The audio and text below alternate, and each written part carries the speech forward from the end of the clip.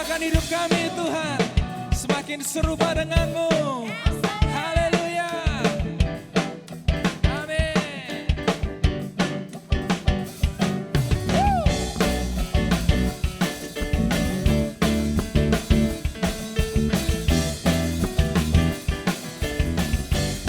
Mari nyatakan, hanya Kau penjunanku, hidupku di tangan-Mu.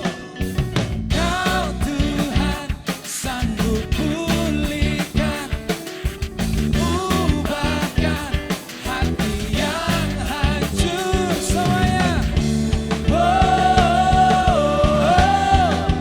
Aku milik-Mu selamanya.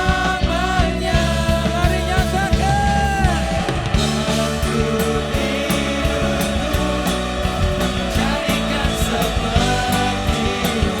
Amin.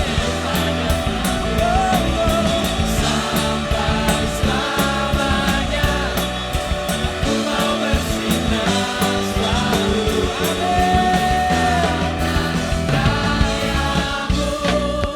Semuanya. Haleluya Tuhan. Hanya Kau penjunanku, hidupku di tangan-Mu. Kau Tuhan, sanggup pulihkan, Kau ubahkan hati yang hancur. Mari siap hati berseru. Aku milik-Mu selamanya.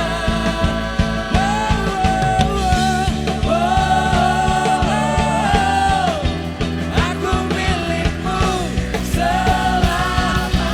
Sama siap bersuka. Untuk hidupku jadikan seperti-Mu, serupa denganmu sampai selamanya. Ku mau bersinar selalu di tangan karya-Mu. Haleluya.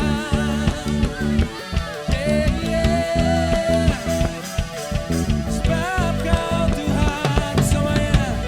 Sebab Kau Tuhan, jalan kehidupan masa depan, cara membentang.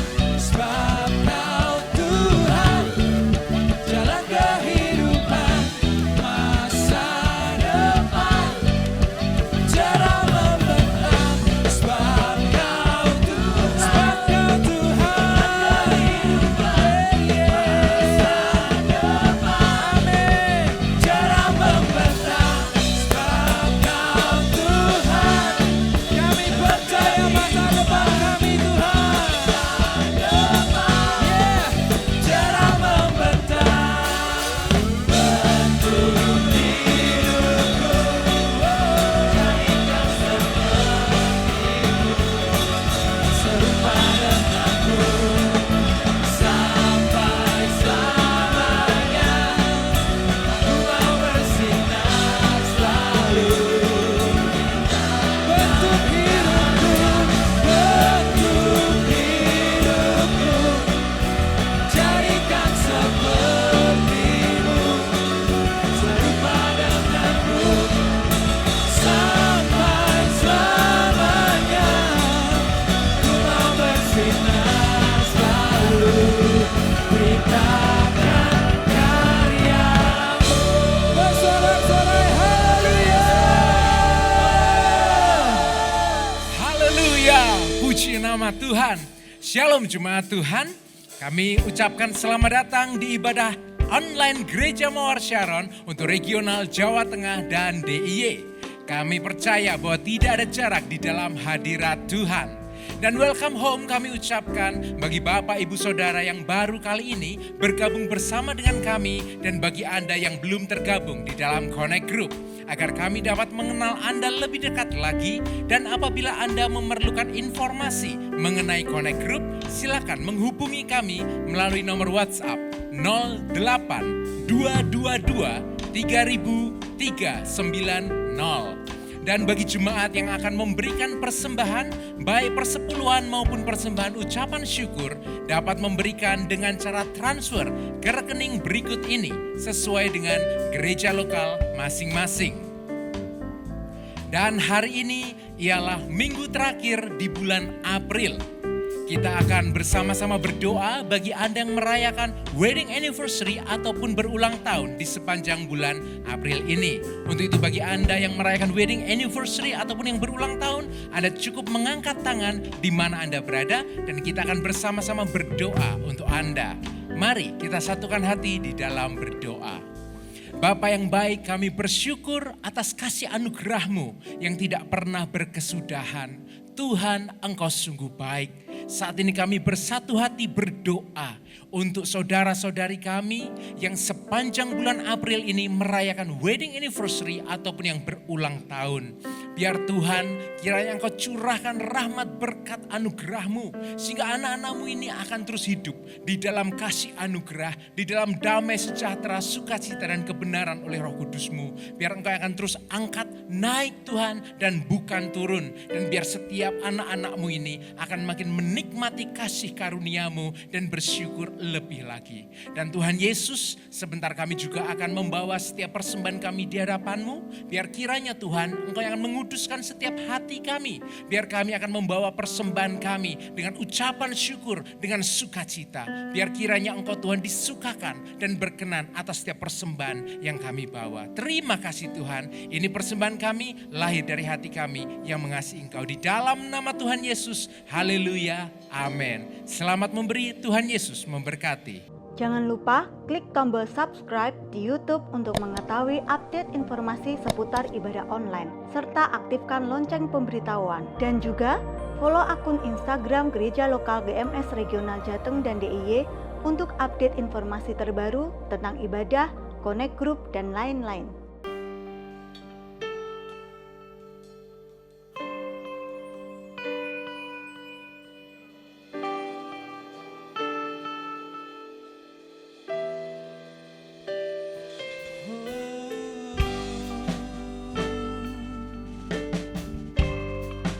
Kami mau mengiringmu Tuhan,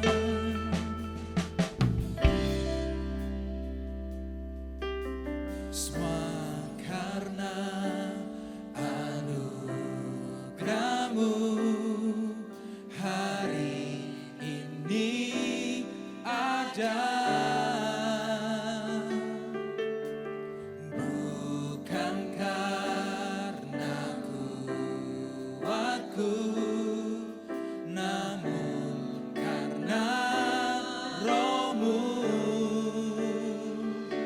Ku bawa hatiku, penyembahanku,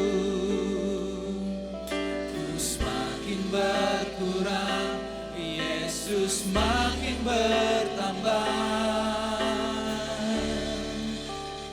Mengikuti Yesus, itulah kesukaan hatiku.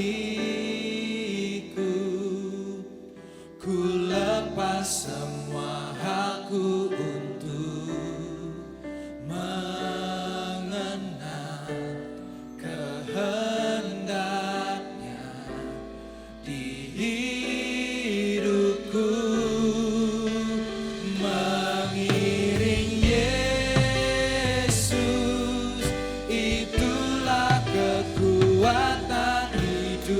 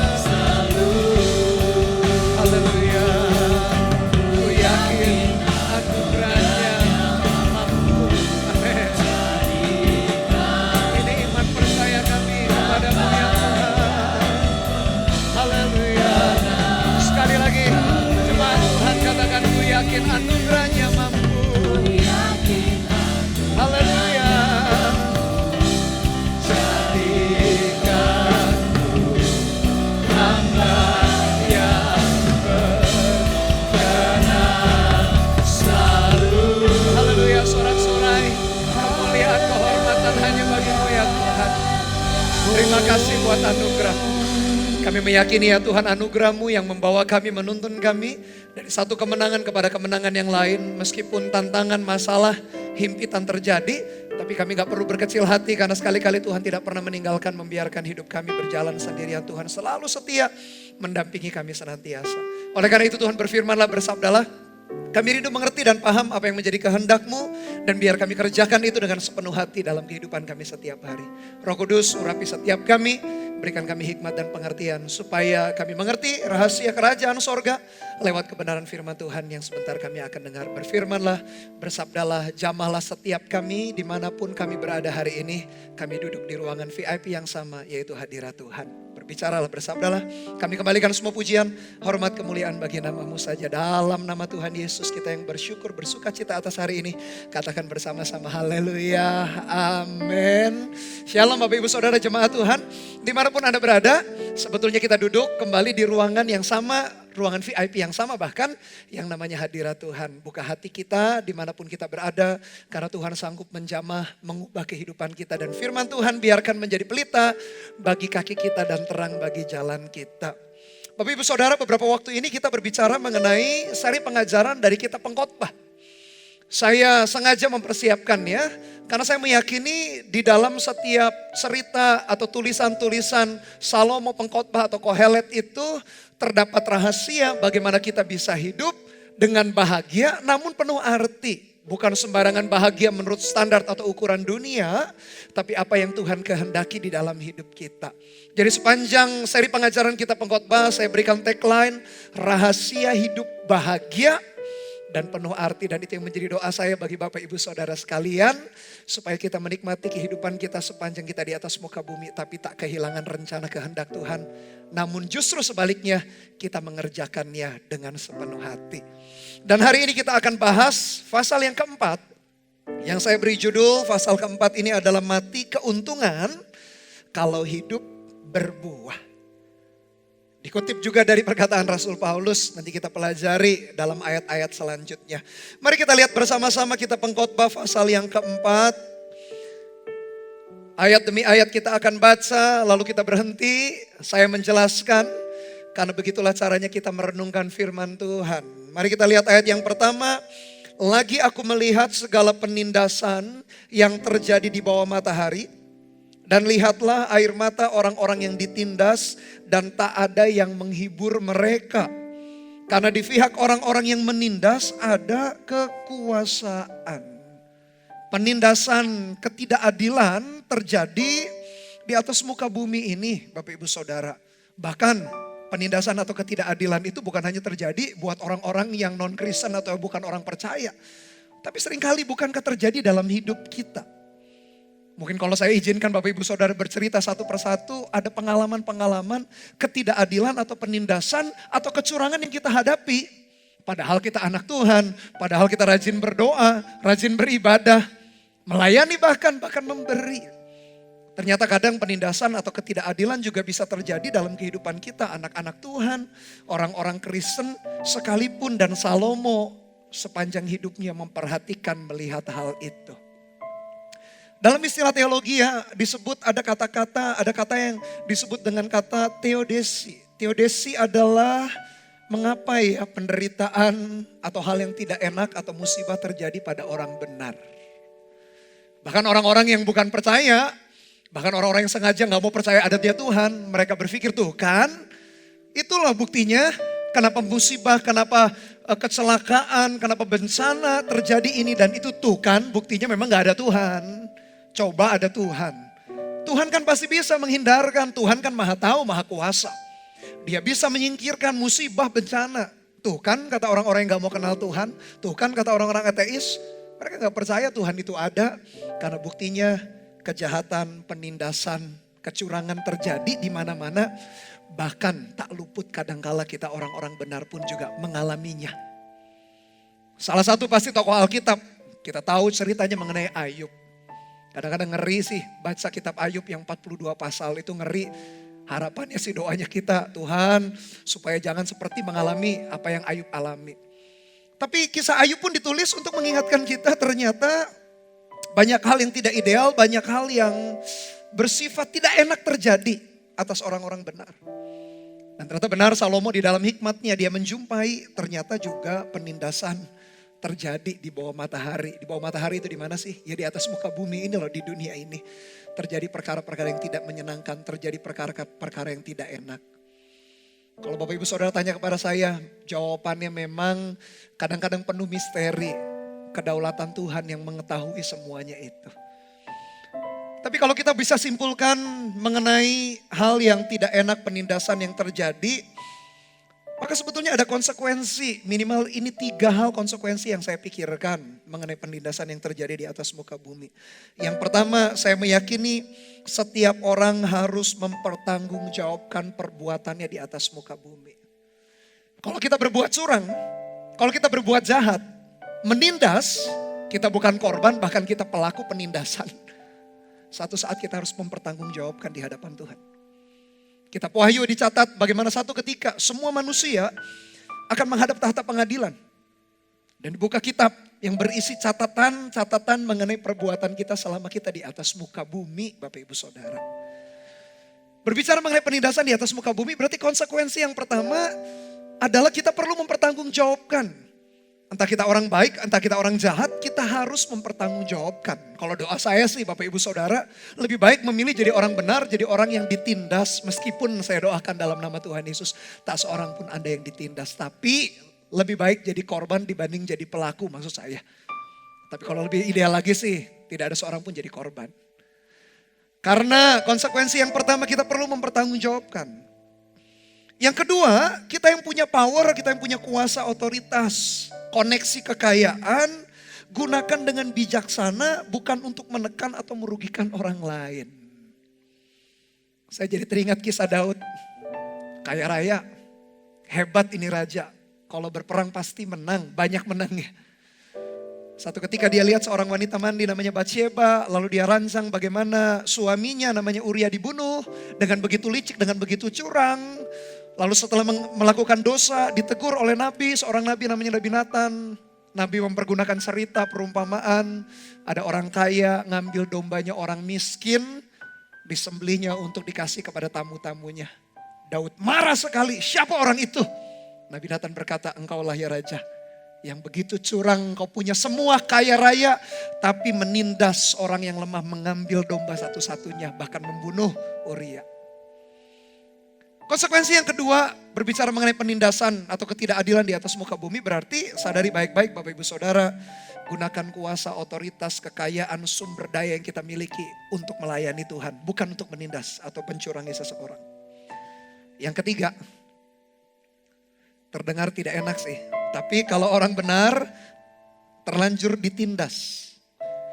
Dan akhirnya kita meninggal dunia, seolah-olah Tuhan tidak bela begitu waktu kita di atas muka bumi.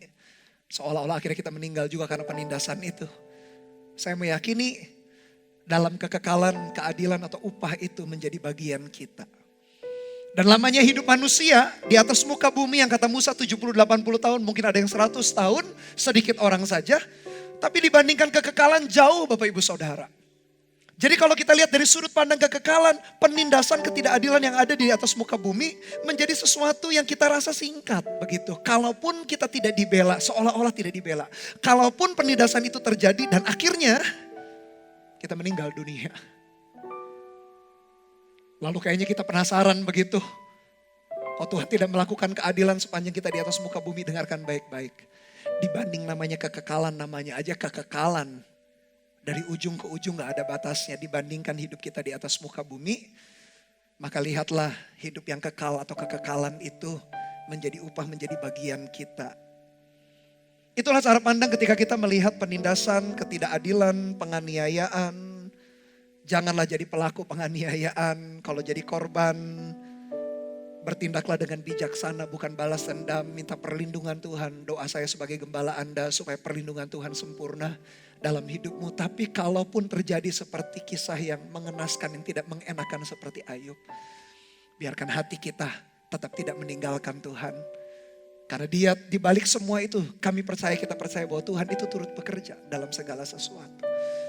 Dan Salomo sepanjang hidupnya dia melihat ada penindasan memang di bawah matahari. yang buat kita kalau mendengar pasti miris atau sedih hati kita. Lalu ayat 2 dan 3 dia lanjutkan, oleh sebab itu aku menganggap, dia ngambil kesimpulan nih, kalau ada penindasan berarti di atas muka bumi, ya sudah kalau gitu kesimpulannya, aku menganggap orang-orang mati yang sudah lama meninggal lebih bahagia daripada kita orang-orang yang hidup, yang sekarang masih hidup.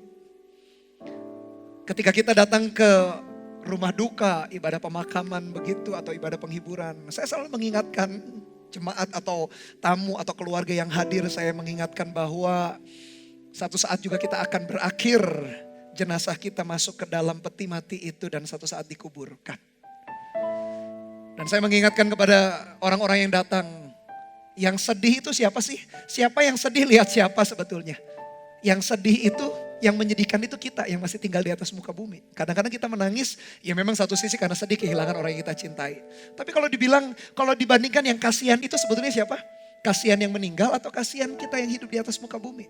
Kalau yang meninggal itu di dalam Tuhan, dia sudah enak, sudah senang, gak ada penderitaan. Yang kasihan itu kita yang masih ada di atas muka bumi. Kita masih bisa sakit, kita masih bisa gagal, kita masih harus berjuang. Kadang-kadang kita lemah, kadang-kadang kita putus asa, kita masih menderita. Yang kasihan itu siapa sih? Yang kasihan itu kita.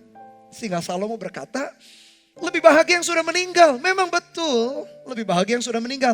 Dengan catatan kalau meninggal dalam Tuhan Yesus. Menuju kekekalan hidup. Kalau tidak berarti kematian kekal. Sama-sama kekekalan, beda tujuan. Satu kematian, satu kehidupan kekal. Oleh karena itu pastikan Bapak Ibu Saudara kita yang sudah kenal Tuhan Yesus, jangan tinggalkan Tuhan. Sungguh-sungguh ikut Tuhan. Kita yang belum percaya kepada Tuhan Yesus, terima dia sebagai Tuhan dan Juru Selamat.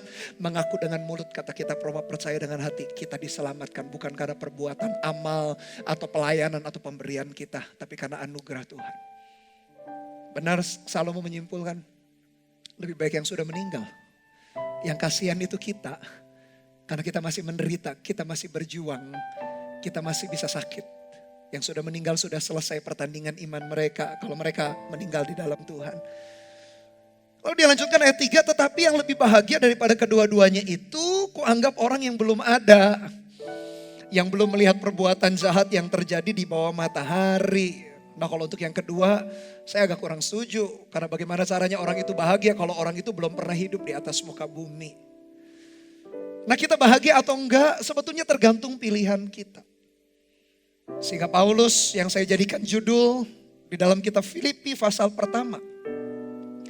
Ayat 21 sampai 24, ayat yang begitu terkenal berkata demikian.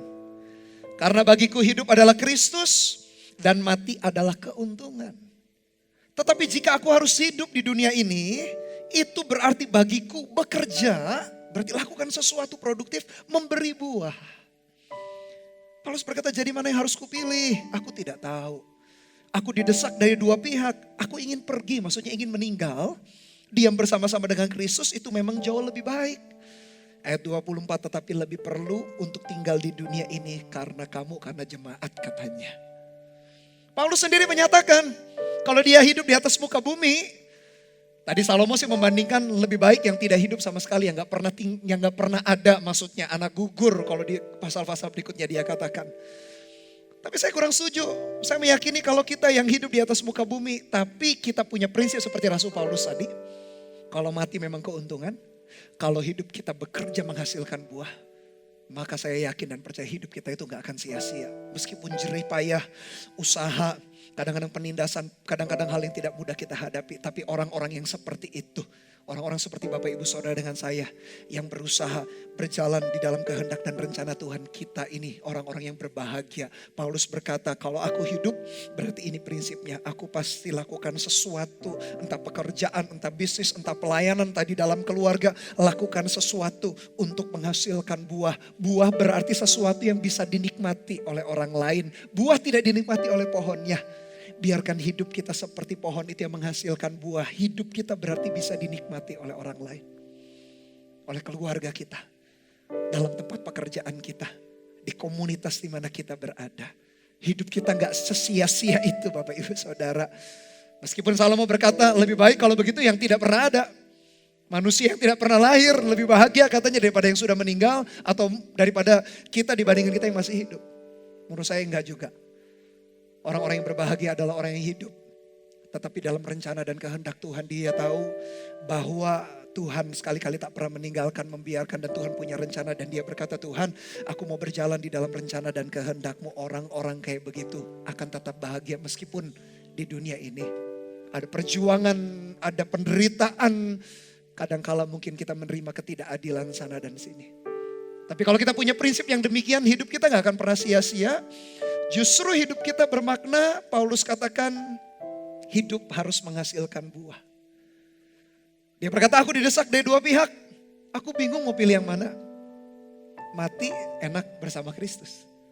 Tapi kalau aku di dunia, ini satu prinsip. Jadi berkata, aku perlu tinggal untuk kamu, untuk jemaat. Berarti hidup kita pun juga prinsipnya sama. Kalau kita tinggal di atas muka bumi, berarti hidup kita berbuah, kasih dampak orang-orang lain di sekeliling kita. Orang yang gak kenal Tuhan jadi kenal Tuhan lewat hidup kita.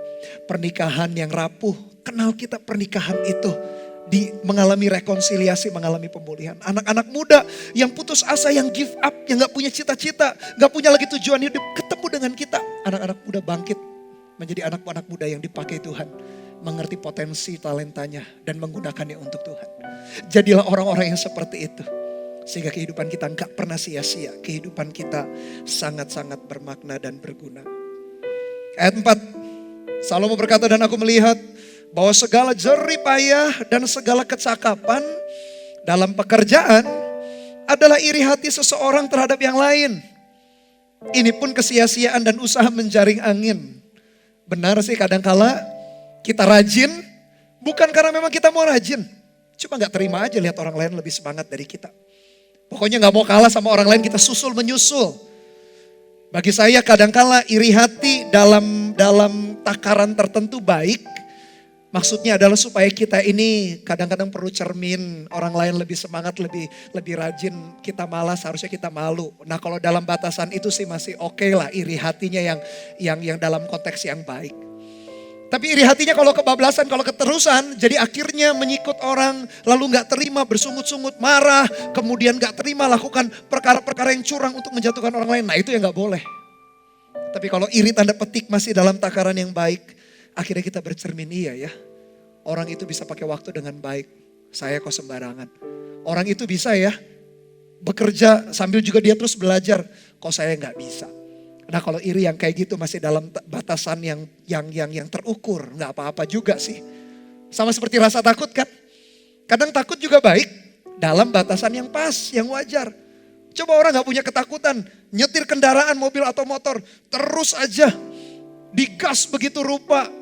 100 km, 120 km per jam terus. Kadang-kadang bahaya sih, gak ada rasa takut begitu. Kalau kitanya gak takut celaka, kita hanya harus berpikir takutnya mencelakai orang lain. Karena kendaraan yang kita bawa. Kadang-kadang rasa takut dalam takaran tertentu baik. Demikian juga iri hati dalam arti yang positif dalam batasannya. Kadang-kadang baik untuk jadi cermin. Untuk kita jadi melihat orang lain dan kita melihat diri sendiri. Iya ya, ternyata masih banyak kapasitas. Masih banyak waktu, masih banyak potensi yang kita bisa kembangkan. Tapi kalau iri, akhirnya kita sikut sana sikut sini, bersungut-sungut, menyalahkan Tuhan, tidak terima. Nah itu yang salah. Ternyata Salomo dapati ketika dia melihat banyak manusia, dia berkata orang semangat itu, orang rajin itu seringkali motivasinya karena iri hati. Bapak Ibu Saudara, kalau kita rajin, kalau kita bertanggung jawab, bukan karena kita iri lihat orang lain. Tapi karena kita tahu Tuhan kita adalah Tuhan yang rajin, Tuhan yang punya rencana. Tak ada pengangguran, tak ada kemalasan dalam kerajaan sorga. Milikilah motivasi yang begitu kalau kita rajin dalam pekerjaan. Milikilah motivasi yang demikian kalau saya bekerja segenap hati. Supaya apa yang saya kumpulkan, apa yang saya kelola bisa jadi berkat bagi orang lain. Tidak menyusahkan orang lain, keluargaku juga bisa diberkati lewat pekerjaan yang Tuhan taruh. Milikilah motivasi yang kayak begitu. Bukan karena gak terima, lihat orang lain lebih diberkati, lebih kaya. Tapi heran sekali ayat yang kelima. Kontras sekali, yang satu iri, rajin karena iri. Yang ekstrim berikutnya ayat 5 dia berkata gini. Orang yang bodoh melipat tangannya dan memakan dagingnya sendiri. Saya cek ayat yang kelima ini dalam terjemahan BIS atau bahasa Indonesia sehari-hari demikian. Konon hanya orang bodoh saja yang duduk berpangku tangan dan membiarkan dirinya mati kelaparan. Yang satu rajinnya luar biasa tapi karena iri. Yang satu malasnya luar biasa. Dua-duanya gak perlu, gak boleh kita lakukan. Dua-duanya menghancurkan hidup kita. Iri hati membuat kita rusak, membuat hubungan kita rusak, membuat kita jengkel, membuat kita merancang hal-hal yang merusak. Saya baca beberapa penelitian mengenai perusahaan yang maju dan perusahaan yang mundur. Kenapa perusahaan bisa mundur? Dulunya dia perusahaan hebat, karena ketika dia maju, dia lihat pesaingnya, dia coba berpikir begini, bagaimana perusahaan saingannya itu aku bunuh, aku matikan. Ketika dia konsentrasinya untuk membunuh saingannya, karena iri, karena persaingan, tak ada lagi inovasi. Tak heran dulu dia hebat perusahaan-perusahaan itu. Akhirnya hancur, akhirnya jatuh. Karena konsentrasinya hanya ingin membunuh saingannya. Hanya ingin bagaimana supaya saingannya tidak bisa berkembang seperti dia. Supaya dia bisa memonopoli satu dua hal. Produk, barang dan jasa yang dia punya. Justru perusahaan kayak gitu hancur. Demikian juga dengan hidup kita. Kalau pikiran kita iri, bagaimana nekan seseorang, bagaimana supaya orang gak berkembang, gak bertumbuh. Matilah, gak ada inovasi, gak ada pertumbuhan lagi dalam hidup kita.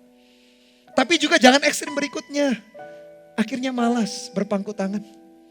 Tidak lakukan apa-apa. Alkitab sendiri mengajar, kalau malas gak boleh makan. Alkitab sendiri mencatat, rajinlah seperti semut katanya. Gak ada penguasanya, gak ada yang ngatur.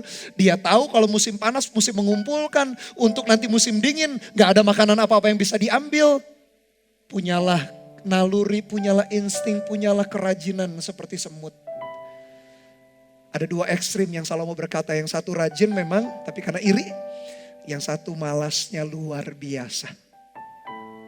Akhirnya dia berkata seperti ini, ayat berikutnya, ayat yang ke-6, segenggam ketenangan lebih baik daripada 2 genggam jeripaya dan usaha menjaring angin. Maksudnya kerjakan tanggung jawab kita dengan baik, dengan bijaksana.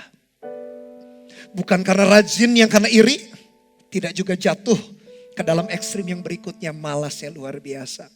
Segenggam ketenangan berarti berbicara mengenai lakukan tugas kita, bagian kita dengan baik. Kerjakan dengan sebaik mungkin. Lebih baik daripada 2 genggam jeripayah, katanya jeripayah karena iri hati. Percuma, justru menghancurkan hidup kita.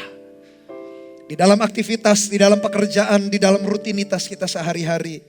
Jangan iri hati, rajin karena iri hati, jangan malas. Tetapi bijaksanalah, produktiflah. Selesaikan rencana dan kehendak Tuhan dalam hidup kita. Ayat 7, Salomo melanjutkan untayan perkataannya, tulisannya, aku melihat lagi kesia-siaan di bawah matahari.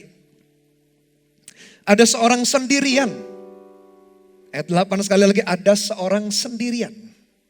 Ia tidak punya anak laki-laki atau saudara laki-laki. Dan tidak henti-hentinya ia berlelah-lelah. Matanya pun tidak puas dengan kekayaan, kerja melulu, kumpulin melulu. Lalu Salomo berkata, untuk siapa aku berlelah-lelah dan menolak kesenangan? Ini pun kesia-siaan dan hal yang menyusahkan. Dari ayat 7-8 ini kita diingatkan, jangan sendirian Bapak Ibu Saudara. Tuhan mendesain kita berhubungan dengan orang lain. Tuhan mendesain kita di dalam komunitas. Jangan sendirian.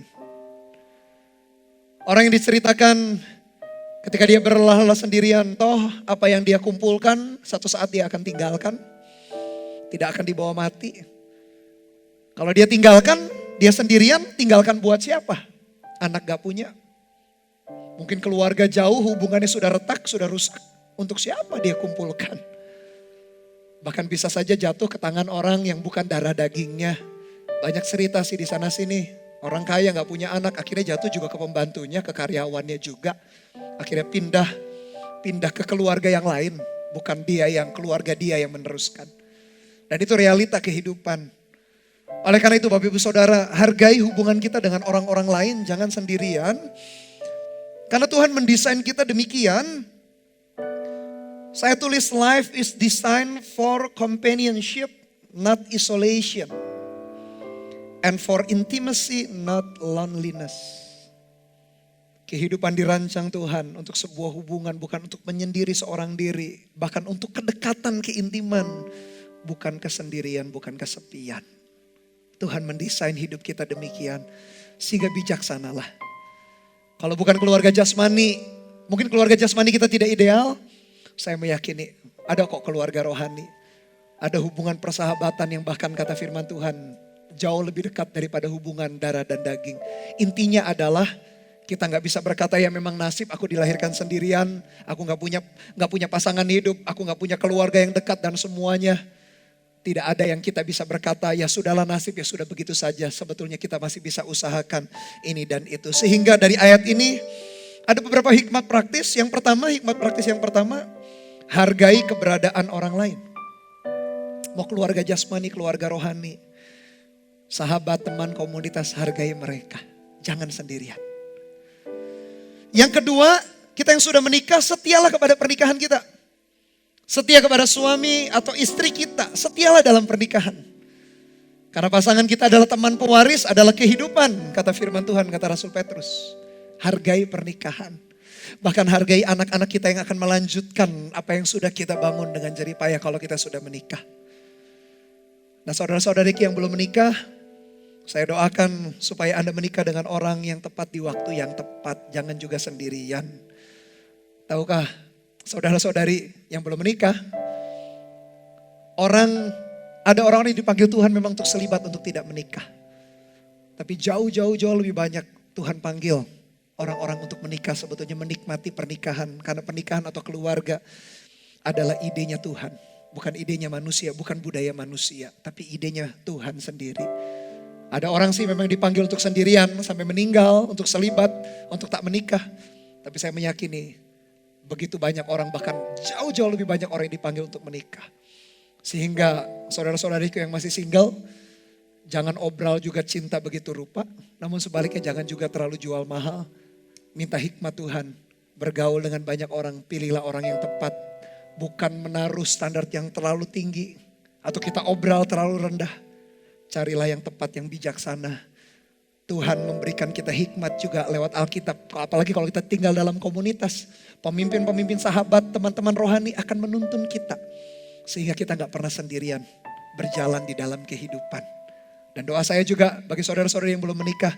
Anda menemukan orang yang tepat. Sebelum menemukan orang yang tepat, jadilah orang yang tepat. Dan di waktu yang tepat, Anda bisa membangun hubungan serius sehingga satu saat masuk dalam pernikahan Anda tak sendirian.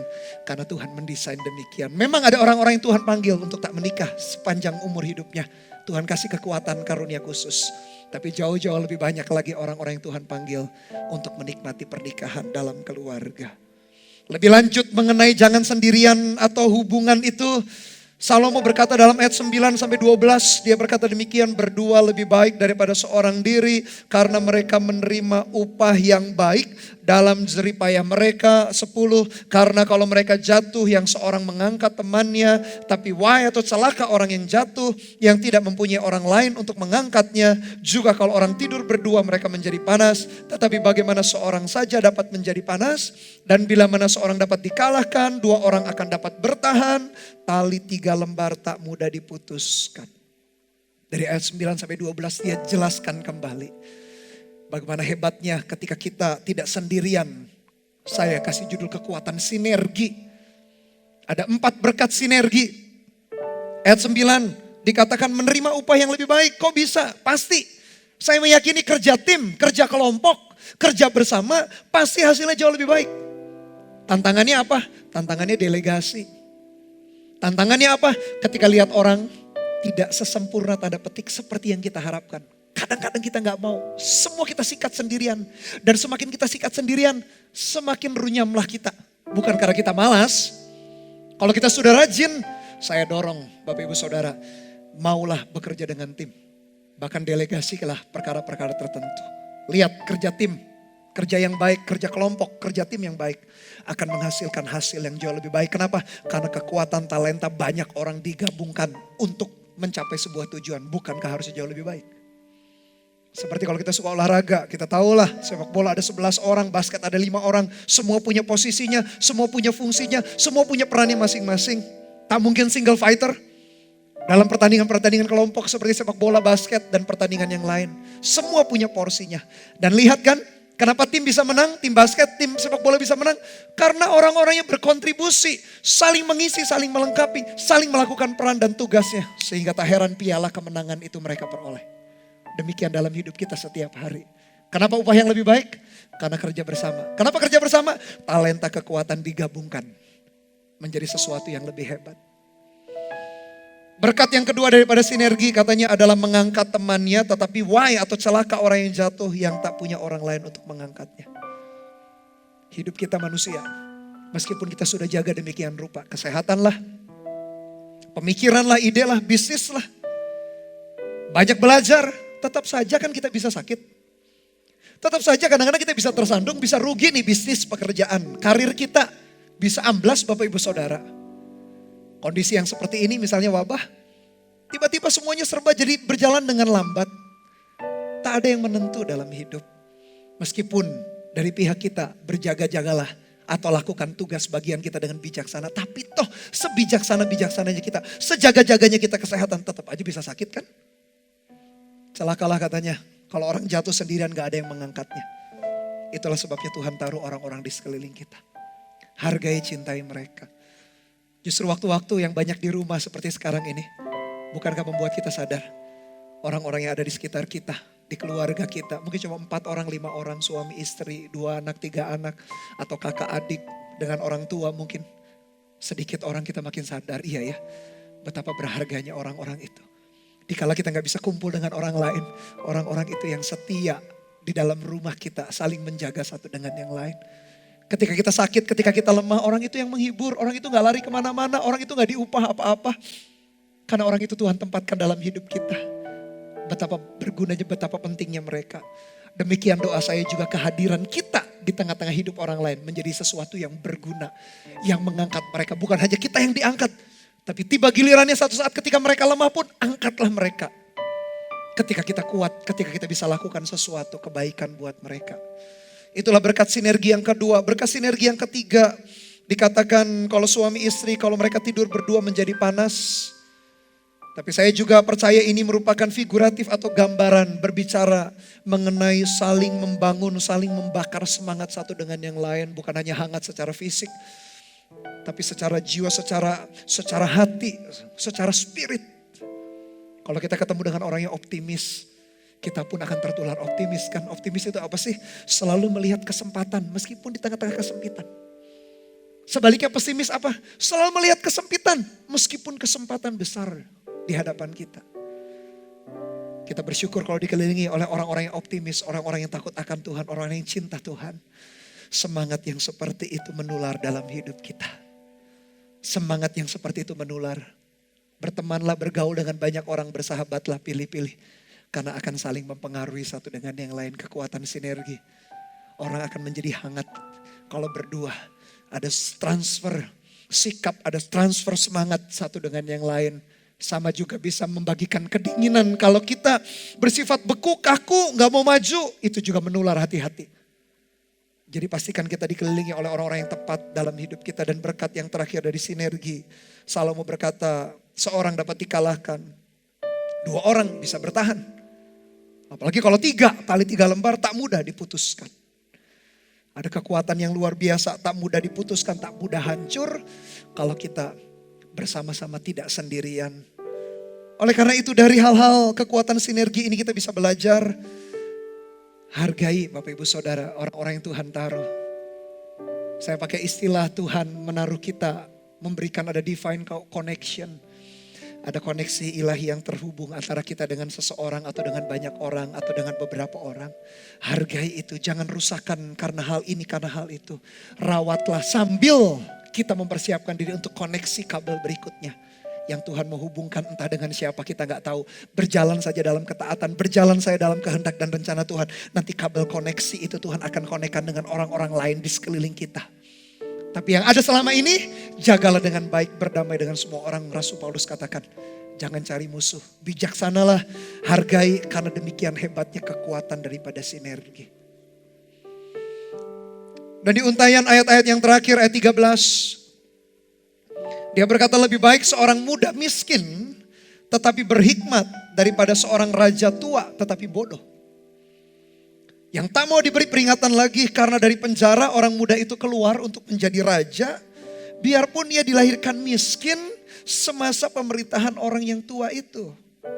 Aku melihat semua orang yang hidup di bawah matahari berjalan bersama-sama dengan orang muda tadi yang akan menjadi pengganti raja itu. Ayat 16. Tiada habis-habisnya rakyat yang dipimpinnya, berkembang terus, bertumbuh terus. Namun orang yang datang kemudian tidak menyukai dia, tidak menyukai orang muda yang miskin tadi. Oleh sebab itu ini pun kesia-siaan dan usaha menjaring angin. Dia bercerita ada dua orang, raja tua dan orang muda. Saya buatkan dalam tabel perbedaan usia, tua dan muda. Statusnya, yang satu raja, yang satu orang biasa. Secara ekonomi, yang raja pasti kaya raya, orang muda itu dikatakan miskin. Secara keleluasaan, raja tua itu bebas, namanya raja. Orang muda itu dalam penjara, tadi ayat-ayat yang kita baca. Secara pengetahuan, ini yang membedakan. Raja itu bodoh, tak menghargai hikmat. Orang muda miskin di penjara ini punya hikmat. Bapak Ibu Saudara, dalam perjalanan kehidupan kita, hargai yang satu ini yang namanya hikmat. Tapi tempatkan hikmat tetap di bawah takut akan Tuhan. Karena kalau hikmat kita taruh di atas takut akan Tuhan, akan membuat kita justru mempertanyakan banyak hal, tidak bersyukur banyak hal. Padahal sebetulnya hikmat yang benar itu dimulai dari takut akan Tuhan. Amsal 1 ayat 7. Salomo penulis yang sama dari kitab Pengkhotbah dan kitab Amsal, penulis yang sama namanya Salomo, dia berkata, takut akan Tuhan adalah permulaan hikmat, permulaan pengetahuan. Yang membedakan hidup kita pada akhirnya bukan kekayaan. Seperti raja ini, boleh dia raja hari ini. Boleh dia punya kekuasaan. Boleh dia kaya raya. Boleh dia punya power. Boleh dia punya pasukan. Tapi yang membedakan satu saat nanti di dalam perjalanan hidup kita adalah apakah kita punya hikmat atau tidak. Itu yang membedakan. Kalau kita pelajari sejarah bangsa-bangsa di dunia. Kenapa ada negara-negara yang hebat, superpower, negara yang berkembang, ada negara miskin. Yang membedakan adalah negara-negara maju. Karena punya pikiran yang terbuka, wawasan yang terbuka untuk belajar banyak hal, menambahkan pengetahuan, menambahkan hikmat. Belajar dari kesalahan sendiri, belajar dari kesalahan bangsa lain. Mereka terbuka, intinya terbuka dengan hikmat, intinya terbuka dengan pengetahuan, mau membuka diri. Bangsa yang makin nutup, bangsanya makin parah, makin gak maju-maju. Bayangkan sebuah bangsa dipengaruhi pun oleh hikmat. Kalau kita belajar, kalau kita pelajari sejarah bangsa-bangsa di dunia yang maju, yang hebat, yang berhasil. Karena bangsa-bangsa itu menghargai namanya hikmat. Dan Salomo untuk sekian kalinya dia berkata, raja ini satu saat akan digantikan oleh orang muda. Meskipun masih muda, gak punya banyak pengalaman, miskin pula, dalam penjara pula. Lambat laun orang muda ini akan menyusul raja yang tua tapi bodoh, yang gak mau buka hati. Kalau kita merasa tahu banyak hal, kita gak mau lagi belajar. Detik itu sebetulnya kita sudah mulai jatuh. Tinggal ada nanti tunggu waktunya seseorang akan menyalip kita di dalam kehidupan. Karena kita merasa gak ada lagi yang kita bisa pelajari. Firman Tuhan aku sudah baca, sudah selesai dari kitab Kejadian sampai kitab Wahyu. Baca lagi Bapak Ibu Saudara. Saya mendisiplin diri saya demikian. Kenapa? Karena ketika kita bertumbuh, secara usia juga, secara pengetahuan, secara pengalaman hidup. Alkitab yang sama kita baca, beda. Penjelasan atau beda apa yang kita peroleh. Karena pengalaman kita sudah bertumbuh. Usia kita bertambah, kedewasaan, kematangan kita, wawasan kita bertambah. Sehingga firman yang kadang-kala kita gak melihat angle-angle tertentu jadi kelihatan sekarang. Oleh karena itu gak pernah ada habis-habisnya, gak pernah ada bosan-bosannya. Gak pernah ada selesai-selesainya baca Alkitab sebetulnya. Sepanjang kita di atas muka bumi terus aja ulangi dan ulangi. Dan selalu kita menemukan kedalaman lagi. Kita berpikir, tahun lalu aku baca, kok gak bisa temukan yang kayak begitu? Iya. Karena Roh Kudus juga menerangi bertahap. Sesuai dengan pertumbuhan, sesuai dengan ketaatan. Sesuai dengan pengalaman juga yang dia tuntun. Ketaatan kita berjalan bersama dengan dia.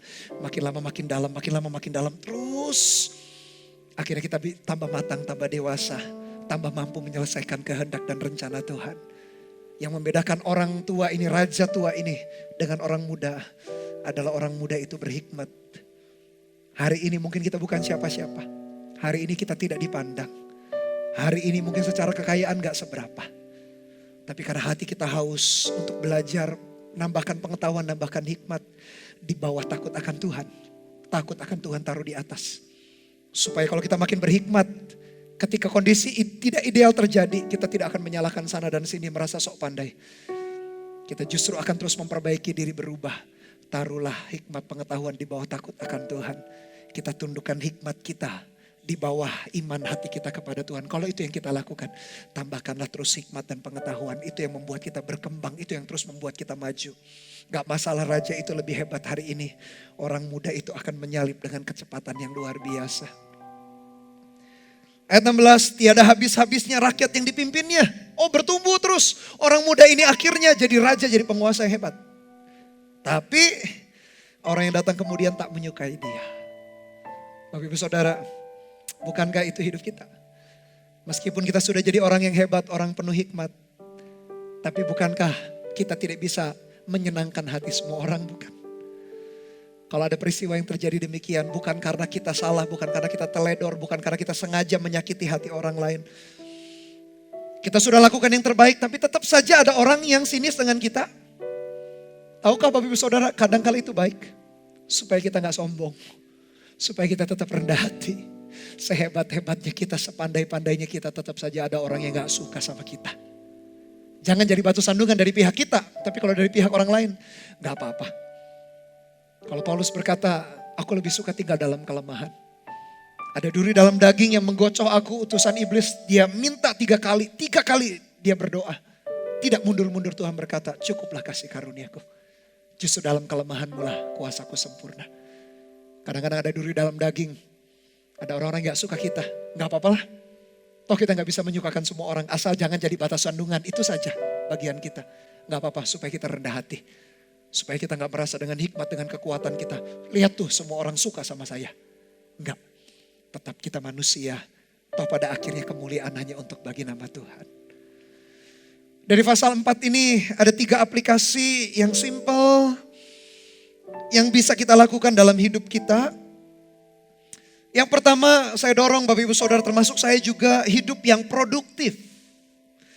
Jangan menyesali kehidupan kita. Tadi Salomo berkata lebih baik orang yang gak pernah hidup di atas muka bumi katanya. Enggak. Paulus berkata begini. Kalau mati keuntungan memang. Kalau hidup berarti bekerja. Hasilkan buah. Itu berbicara mengenai hidup yang produktif. Jangan sesali kehidupan, jangan sesali kelahiran, jangan sesali kondisi keluarga, masa lalu kita, masa kecil kita, salahkan tetangga, salahkan orang tua, salahkan pemimpin, salahkan pemerintah, salahkan lingkungan. No. Ambil tanggung jawab.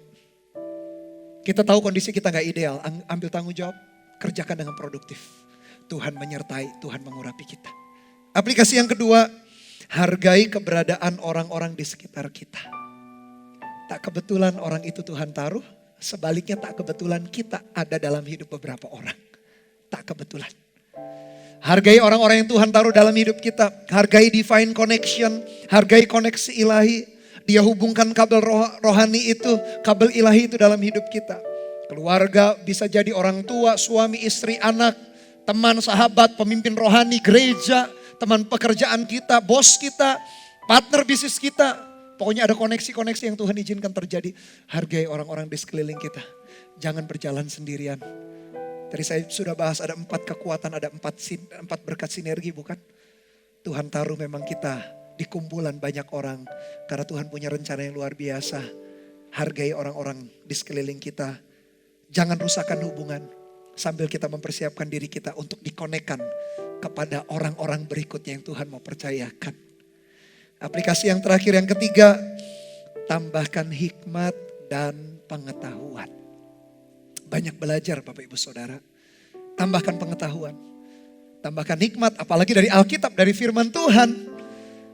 Taruh tapi semuanya di bawah takut akan Tuhan. Karena permulaan hikmat, permulaan pengetahuan adalah takut akan Dia. Takut akan Dia itu berarti menghargai, menghormati, mengasihi Dia. Dan rindu menyenangkan hati Dia. Orang-orang yang rindu menyenangkan hati Tuhan. Orang-orang yang rindu menyelesaikan apa yang Tuhan taruh dalam hidupnya. Orang-orang itu akan Tuhan tambahkan hikmat demi hikmat. Jadikan itu patokan kita. Taruh takut akan Tuhan di atasnya. Sehingga hikmat dan pengetahuan tidak membuat kita sombong, membuat kita lupa diri, menganggap diri orang lain rendah. Atau ketika melihat ketidakidealan kita hakimi sana, kita sikat sana, sikat sini, enggak. Hikmat itu justru membuat kita rendah hati. Kita tahu pada akhirnya sehebat-hebatnya kita belajar. kedaulatan Tuhan yang akan terjadi, rencana Tuhan, kehendak Tuhan yang akan terlaksana. Tapi lakukan 3 hal itu menjadi aplikasi setiap hari dalam hidup kita. Dan lihatlah hidup kita gak akan pernah sia-sia. Hidup kita justru produktif, hidup kita menghasilkan buah. Hidup kita bisa dirasakan manfaatnya oleh orang lain. Orang lain berkata memang dia orang Kristen, memang dia rajin ke gereja, rajin pelayanan. Tapi aku, pernikahanku berubah juga karena dia. Aku putus asa berubah karena dia. Karena kita maksudnya anak-anak Tuhan. Karena orang-orang Kristen yang hidup takut dan gentar akan Tuhan. Lakukanlah hal-hal yang seperti itu. Sehingga sama seperti judul yang saya kasih dalam pasal 4 kitab Pengkhotbah. Mati keuntungan. Tidak lagi kita menderita. Tapi kalau hidup hargai. Hasilkan buah untuk kemuliaan bagi nama Tuhan. Haleluya. Amin. Mari tundukkan kepala. Pejamkan mata kita sejenak. Renungkan firman yang kita dengar. Tak selamanya kita tinggal di atas muka bumi. Kasihan, siapa yang kasihan dengan siapa?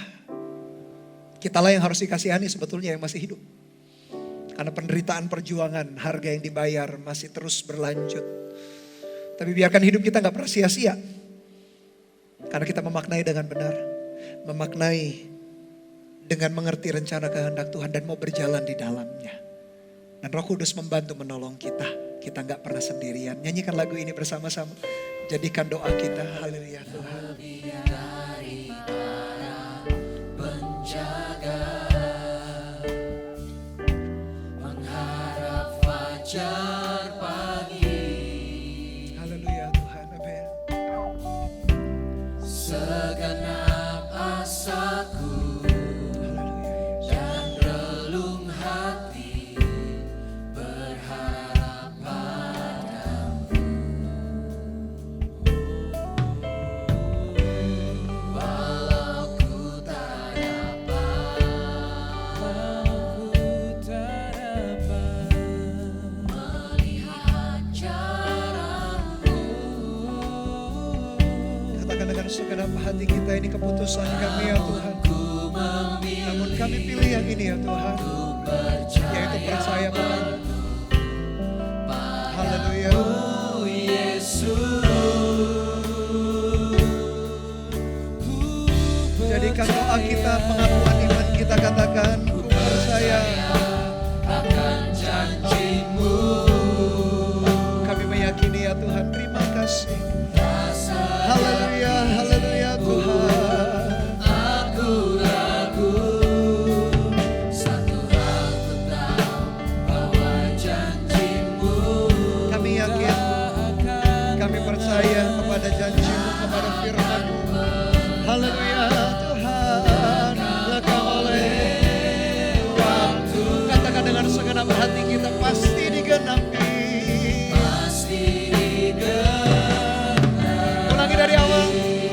Jadikan doa kita, bahkan ucapan syukur kita di hadapan Tuhan. Kita meyakini Tuhan gak pernah meninggalkan kita, setia dan amin janjinya. Haleluya Tuhan. Amin, amin. Ini kerinduan kami ya Yesus. Fajar pagi, Segenap asa segenap asaku dan relung hati berharap padamu. walau ku tak dapat melihat, walau ku tak dapat melihat jalanmu, Melihat jalanmu.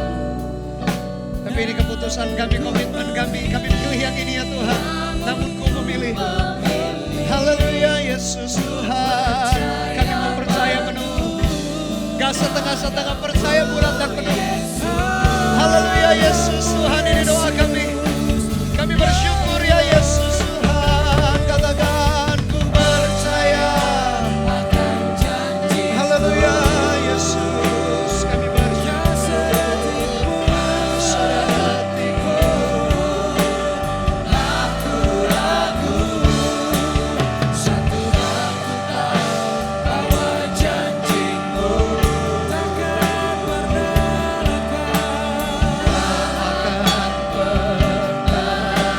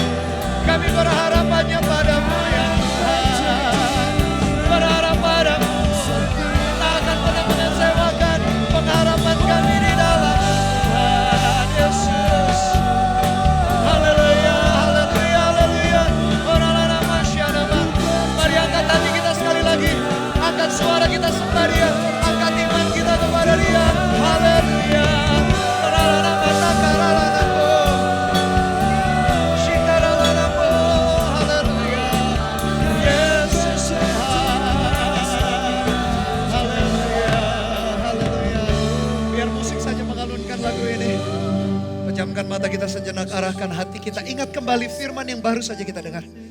Mati keuntungan bagi kita. Tapi kalau hidup berarti bekerja menghasilkan buah. Berapa banyak dari Bapak Ibu Saudara yang berkata, Tuhan biar hidupku sepanjang di atas muka bumi menjadi hidup yang produktif. Gak akan kusesali hari kelahiran, masalah, masa kecil, keluarga. Kita latar belakang keluarga yang seperti apa, gak pernah aku mau salahkan ini dan itu. Aku tahu semuanya, bahkan ada yang kedaulatan Tuhan, bukan pilihanku. Tapi aku memutuskan untuk menjadi seseorang yang hidupnya produktif. Kalau mati keuntungan, kalau hidup berarti melakukan sesuatu berdampak, hidup kita dirasakan manfaatnya oleh orang lain. Yang kedua, engkau berkata Tuhan, justru di waktu-waktu seperti ini gak banyak kegiatan di luar, banyaknya di rumah. Justru makin menghargai ya orang-orang di sekeliling.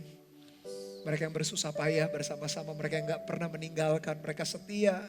Ketika pekerjaan kita mungkin lagi drop, lagi down, bisnis gak berjalan seperti bagaimana, mungkin kita ditinggalkan teman-teman kita yang hanya ingin memanfaatkan, tapi keluarga kita tetap stay dengan kita. Atau keluarga jauh, atau teman-teman sahabat, atau keluarga rohani. Betapa kita hargai orang-orang itu karena tak kebetulan Tuhan sambungkan kabel ilahi, kabel koneksi ilahi itu. Hargai, jangan rusakkan karena apapun. Bahkan siapkan diri kita untuk disambungkan kepada kabel orang berikutnya. Yang ketiga, engkau berkata Tuhan tambahkan hikmat dan pengetahuan. Aku mau belajar, buka diri. Gak mau seperti raja tua yang bodoh. Udah raja sih, kaya memang punya kuasa. Tapi orang muda itu lihat, meskipun miskin hari ini, di penjara lagi. Tapi karena dia berhikmat, satu saat akan menggantikan raja bodoh itu. Biarkan punya hati yang haus dan lapar untuk menambahkan hikmat dan pengetahuan. Tapi taruh hikmat pengetahuan itu di bawah ini, takut akan Tuhan. Karena kagum, karena hormat. Kalau engkau berkata seperti itu, mau melakukannya, taruh tangan kananmu di dadamu Tuhan. Lihat jemaatmu yang menaruh tangannya di dadanya sebagai ekspresi doa. Sebagai tanda penyerahan diri.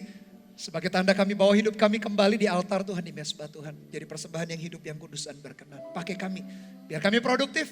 Kami hargai orang-orang di sekeliling kami. Dan kami mau menambahkan hikmat pengetahuan itu. Tapi dengan rendah hati ya Tuhan, tidak mau menyaingi atau menganggap kami tahu banyak hal. Tapi tetap dengan rendah hati, takut akan Tuhan. Respect, menghormati, mengagumi, menghargai Tuhan. Berkati umatmu, berkati jemaatmu di tengah-tengah pergumulan mereka. Perlindungan Tuhan, keselamatan Tuhan ada di dalam setiap umatmu ya Tuhan. Biarkan kami punya prinsip ini. Kalau mati berarti keuntungan. Kami sudah finishing well, berarti menyelesaikan sampai akhir. Tapi kalau kami masih hidup, kami gak akan sia-siakan. Kami pasti akan bekerja menghasilkan buah untuk kemuliaan bagi nama Tuhan. Terima kasih, di dalam nama Tuhan Yesus nyanyikan kembali lagu ini bersama-sama. Katakan ku percaya akan janji-Mu. Terima kasih ya Tuhan. Kami yakin, kami percaya. Amin, amin, amin. Tuhan Yesus. Aku ragu, satu hal ku tahu, bahwa janji-Mu. Amin, ya haleluya. Akan Terima kasih Tuhan. Janji-Mu firman. waktu Kami yakin ini pasti digenapi. Amin. Pasti digenapi. Sekali lagi, jadikan doa kita katakan, ku percaya akan janji-Mu ya Tuhan. Haleluya, terima kasih Yesus. Amin, amin. Kami yakin, kami percaya. Terima kasih ya Tuhan. Haleluya.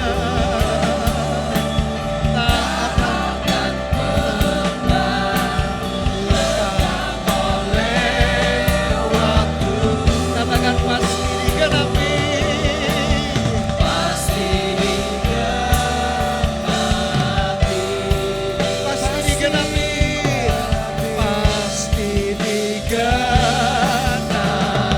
Sekali lagi pasti digenapi. Amin. Pasti.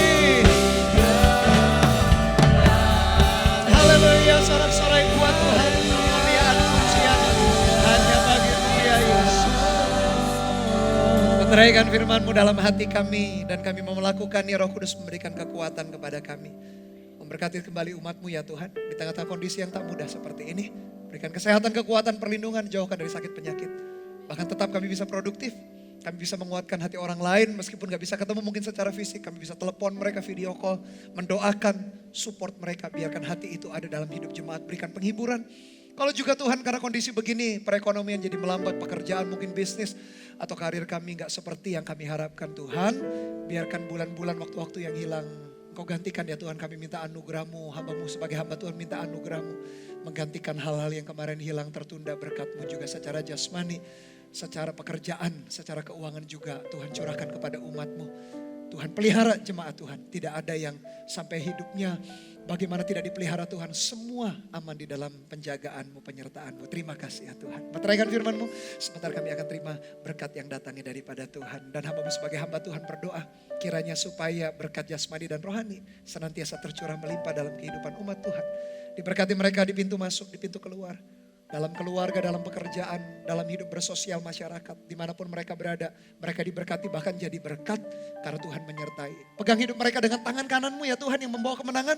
Sehingga yang dikerjakan umatmu dengan ketaatanmu, ketaatan mereka kepada Tuhan. Tuhan buat semuanya berhasil. Dan biar mulai dari hari ini kasih anugerah dari Allah Bapa, kasih setia dari Tuhan Yesus Kristus dalam persekutuan pengurapan Roh-Mu yang kudus menyertai kami dari hari ini sampai selama-lamanya di dalam nama Tuhan Yesus. Kita yang diberkati Tuhan dan dilindungi Tuhan, katakan sama-sama haleluya. Amin. God bless you all.